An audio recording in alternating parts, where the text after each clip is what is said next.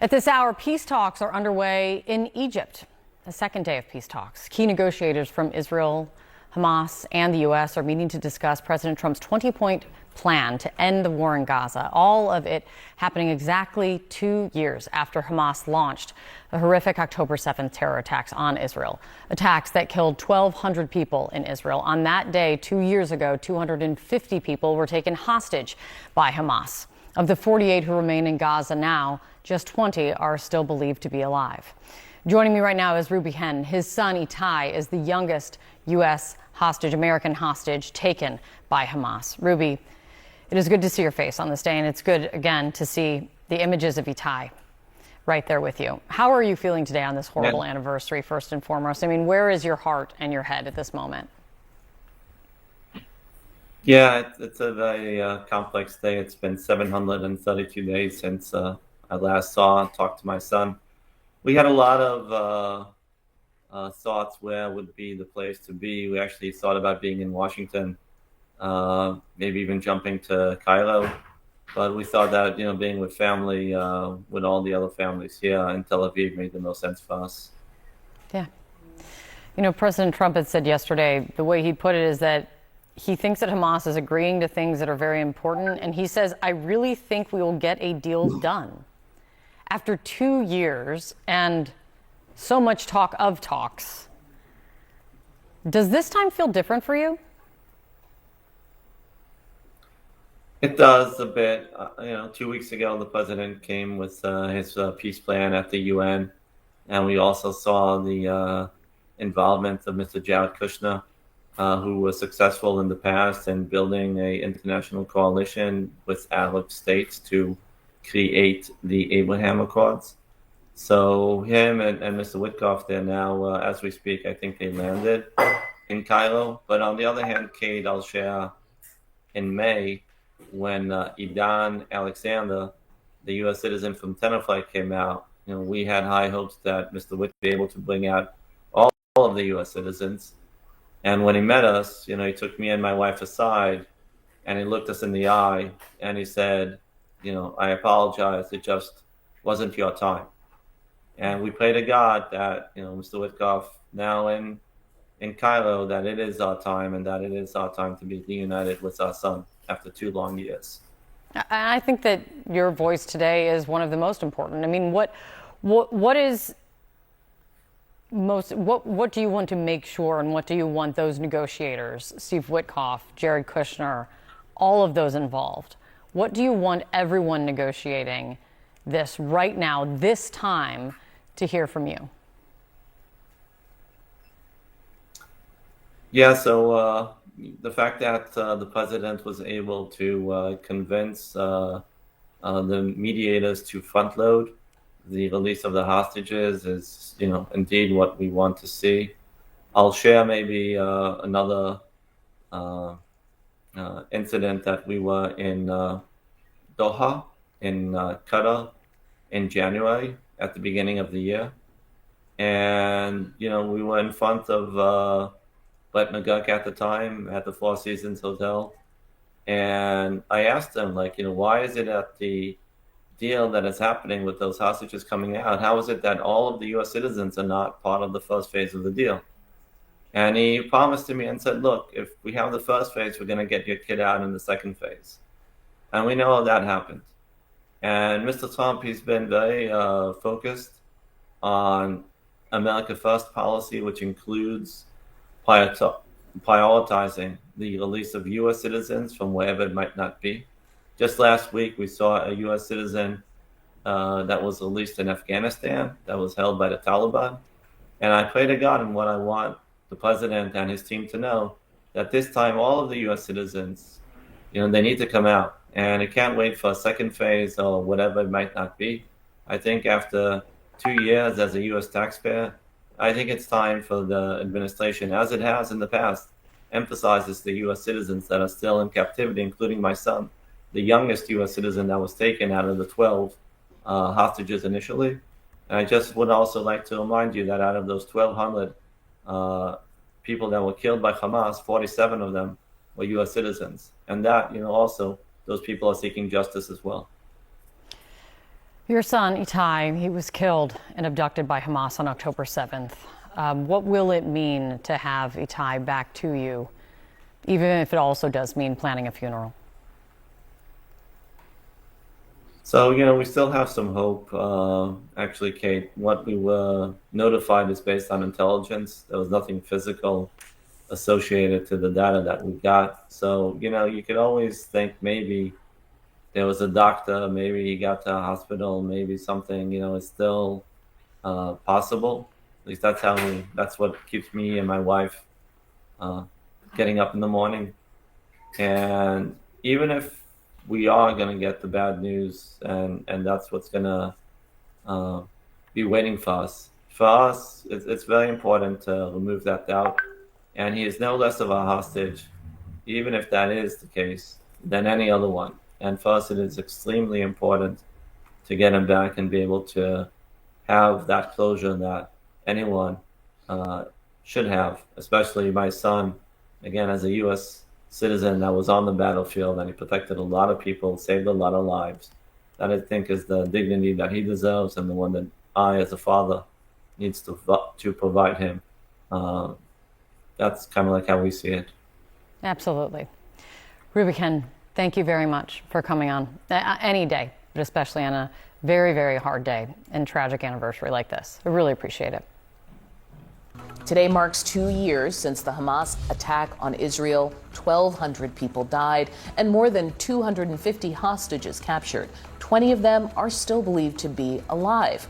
And it's what began the ensuing war in Gaza, with Israeli forces killing more than 66,000 Palestinians since that time. That's according to Gaza's health ministry. Right now, talks to finalize a Gaza ceasefire deal are underway in Egypt. Delegations from Hamas and Israel are present for indirect negotiations. An official told CNN the discussions are expected to take a few days, with mediator teams from the U.S., Qatar, Egypt, and Turkey on site. Smoke rises over Gaza this morning in the meantime as Israeli airstrikes continue. This is despite those negotiations. President Trump said Monday that Hamas is making important concessions as negotiators work towards a final agreement. We have just about every nation working on this deal and trying to get it done, something that you could say 3,000 years if you look at it in certain ways, or you could say centuries, but this is a deal that incredibly everyone just came together. They all came together. No, Israel's been great. I think we're doing very well, and I think Hamas has been agreeing to things that are very important. Joining me now is the former Israeli Consul General for New York, Ambassador Elon Pincus. Good morning. Thanks for being with us. Good morning, Audie. Good to be with you. So you've heard in the introduction, I described a couple different things, right? Discussions, negotiations, debate, starting point, and the president paints it with such a rosy picture. What's your assessment of where things stand right now? Well, there are two ways of looking at it, Audie. One is to dissect this document, find flaws and deficiencies and ambiguities in every one of the 20 points in it and say, this can't work, this is unimplementable, not viable. The other way of looking at it is to say, this is the best shot everyone has. And this is the only plan that's on the table. And this is the only game in town. And if either side or both sides screw this up, it's on them and not on President Trump. And if you look at the document, please go ahead. No, I was just going to ask. You were a former Israeli consul general for New York at one point. I mean, help me understand the politics for Netanyahu. Does this feel like the only game in town with him? He's not moving into a ceasefire mode right now? No, he's not. And I'm happy you raised this because it's the most important issue. There is no ceasefire. And you would expect a ceasefire on two levels. One, because Trump twice asked Israel to stop the bombardments, and Israel did not, in complete defiance of the president's request. And the second is perhaps a more intangible, and that is goodwill. If you plan to implement in good faith a 20-point, a problematic, but nonetheless a 20-point workable plan, logic says, common sense dictates that you begin with a ceasefire. If you are shot at, by all means, shoot back. But at least announce even a unilateral ceasefire, even if it is not stipulated in the agreement. And there is no ceasefire. And so, as for Mr. Netanyahu, look, Audie, he did not want this agreement. He was cornered into it by President Trump, who became disillusioned with him, impatient with him, and tired with his excuses and manipulations and stalling. I think that the inflection point, the point where Trump really lost his nerve, was the Israeli attack on Qatar on September 9th. That failed attack against a U.S. ally, supposedly a country with which the Trump family and its orbit have a lot of business dealings. And Israel never apologized, never bothered to explain itself. And that, I think, made the difference. But the question now is, how committed will Trump remain?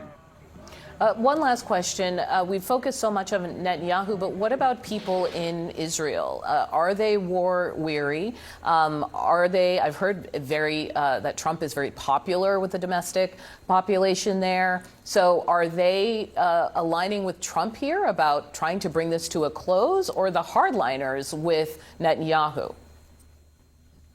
Oh, 100% they're aligned with Trump. I mean, the sympathy for Trump is because people intuitively or, viscerally understand that he's at least trying to free the hostages, whilst Netanyahu hasn't, at least for the 9 months that Trump has been in the White House. You see in consistent polls that 70%, almost 70%, 70, support the end of the war and a hostage deal. Netanyahu is extraordinarily unpopular, and people hedge their bets on Trump remaining committed and engaged. As for the general mood, it's dejection, it's still devastation, it's still agony. Look, Israel lost 2,000 people, Audie. That's the equivalent of the U.S. losing 70,000 people. That's more than the number of casualties in the Vietnam War, which was 58,000. So this is a very devastating period it has been a very devastating period for Israel, and people want this to end. Okay, Ambassador Elam Pinkas, thank you so much for your time. Thank you, Audie. Well, we start in Israel today with people there pausing to reflect and mourn as they mark 2 years of heartache and war.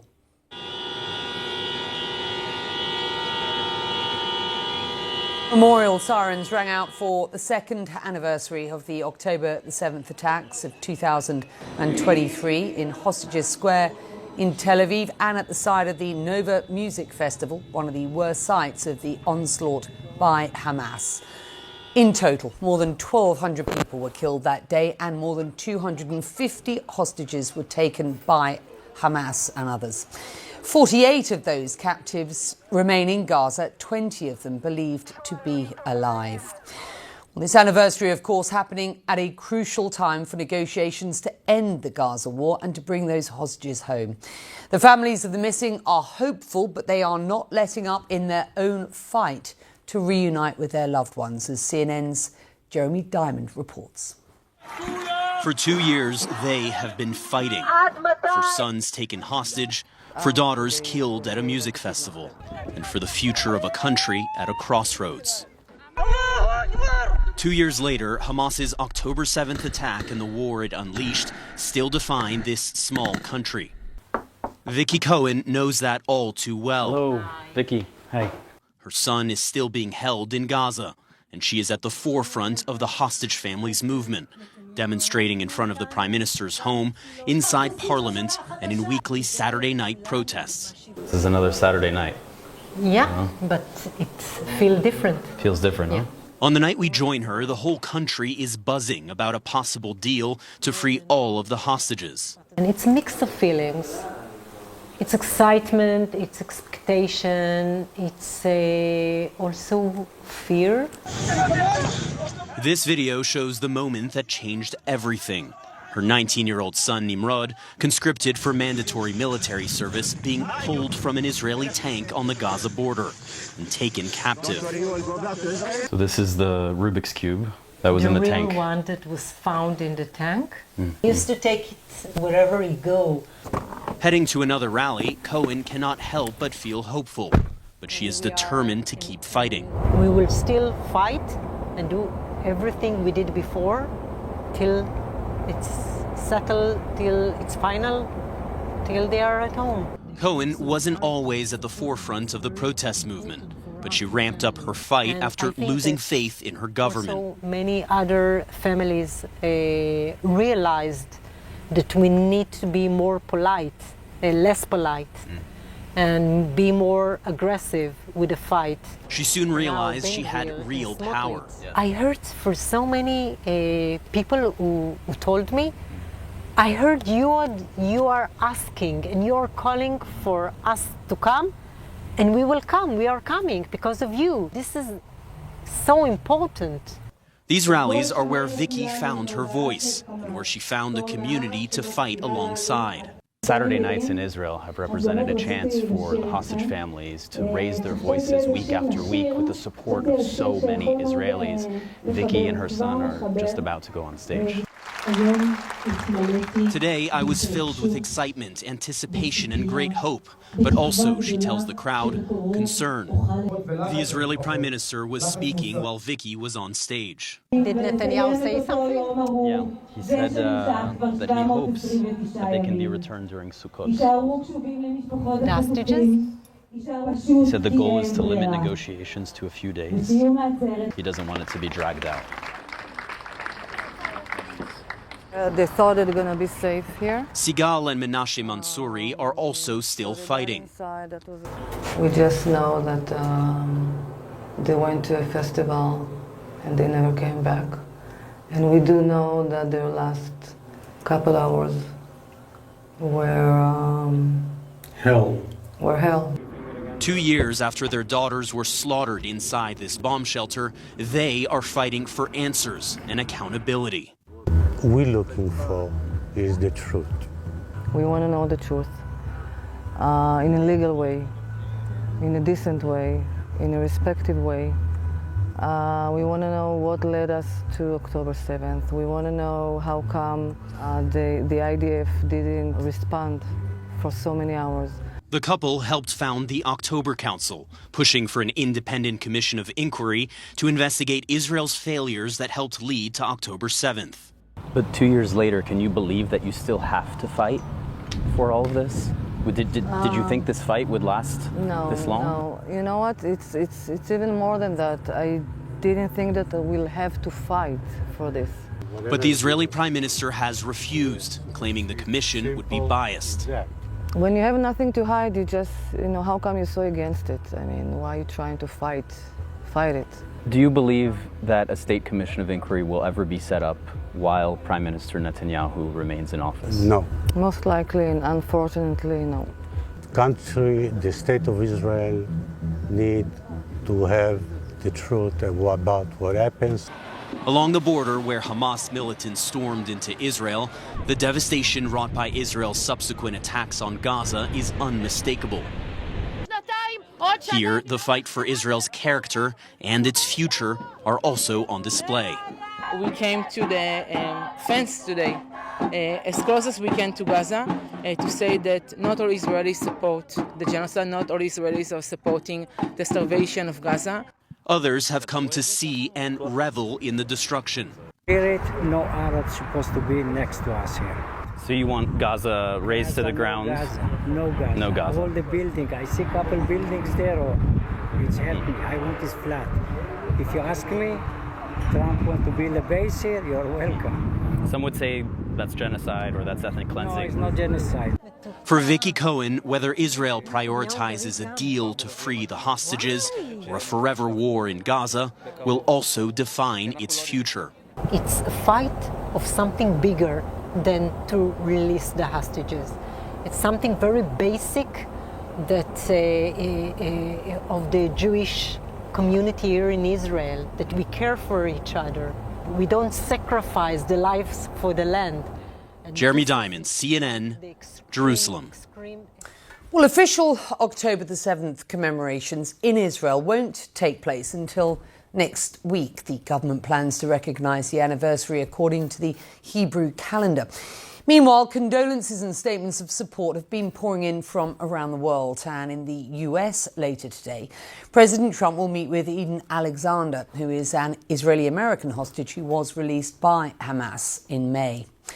While Israelis do mark today's tragic anniversary, indirect ceasefire talks, of course, between Israel and Hamas have entered their second day. Egyptian state media report negotiations began Monday amid a positive atmosphere, they say. US President Donald Trump tells CNN that Hamas, quote, has been agreeing to things that are very important. Trump's 20-point plan aims to set conditions for a lasting peace in Gaza. Implementing parts of it, though, of course, face resistance from both Hamas and by hardliners in Israel. Inside Gaza, Israeli attacks continue despite President Trump's call for Israel to stop the bombing. Health officials in Gaza report more than 67,000 deaths now there since the war began. Well, Israeli opposition leader Yair Lapid spoke a short time ago with my colleague Oren Lieberman at a Tel Aviv commemoration of today's anniversary. This is part of their conversation. The fact that President Trump has put all his weight into threw all his weight into the arena, saying, I'm going to make this happen, is a cause for optimism. One would think that the Israeli government should have done this long time ago, but as it is, right now, there is more. It's a somber day today. But I don't want to wallow into self-pity of any kind. So we are hopeful. We want to see what's going on in Egypt coming through, and we want this to happen. And there's more than a hint of optimism in the air, even in this sad day. The issues, however, are the same issues. Questions about disarmament, questions about governance of Gaza, prisoners. Are those issues any closer to being solved, do you believe? Yes, I think the 20 points plan that President Trump and his team put on the table is tangible and doable, and I think everybody understands it. And this, and the fact that countries like Turkey has moved themselves into this arena is also positive in terms of the hostage deal. So yes, it is more doable than it was, I don't know, 2 weeks ago. 2 years later, negotiators from Israel and Hamas will meet for a second day of indirect talks today, exactly 2 years after Hamas launched the October 7th terror attacks that killed 1,200 people in Israel, attacks that also then set off a brutal war that killed tens of thousands of Palestinians and left much of the territory in rubble. 250 people were taken hostage by Hamas on that day. 48 of them remain in Gaza now, only 20 of which are still believed to be alive. But there is new hope for them and everyone in the region. President Trump, who proposed the latest peace plan being discussed, says that there has been, in his words, tremendous progress in those talks. CNN's international diplomatic editor Nick Robertson is in Egypt where these talks are taking place. Nick, what are you hearing? Yeah, a number of things. The talks are continuing amid a positive conversation so far. That's according to Egyptian state media. The Qatari Foreign Ministry spokesman, of course, their mediators along with Egypt in all of this, say that the talks lasted for 4 hours last night. There's an extraordinary amount of secrecy, by the way, around these talks, even according to some Hamas sources in Gaza. Senior sources there are telling us that even they are not getting a lot of detail, if any detail, about what's happening. Very little being said, but what we have got from Hamas today is a rough description of what they say happened yesterday. They say that yesterday the mediators met with both sides, with Hamas, with Israel. The mediators were just listening to what both sides had to say. And Hamas say today is the first day, when the actual negotiations begin, where the sides begin potentially listening to what the mediators say the other side has said and potentially changing their positions. It is a very slow process. That's what we've been told to expect. And I think an interesting detail that we heard from Hamas, which may sort of set the tone from what goes on inside the room there, they say 3 of their delegation in the negotiation, 3 members were in that house in Qatar that Israel targeted in an airstrike almost a month ago. So you kind of get a sense of the lack of trust that may exist across these sort of separate tables where the discussions are going on. So very little detail, but the real negotiations happening now. Positive atmosphere.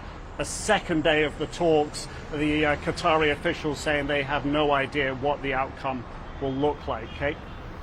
Nick Robertson, thank you so much. It's great to see you.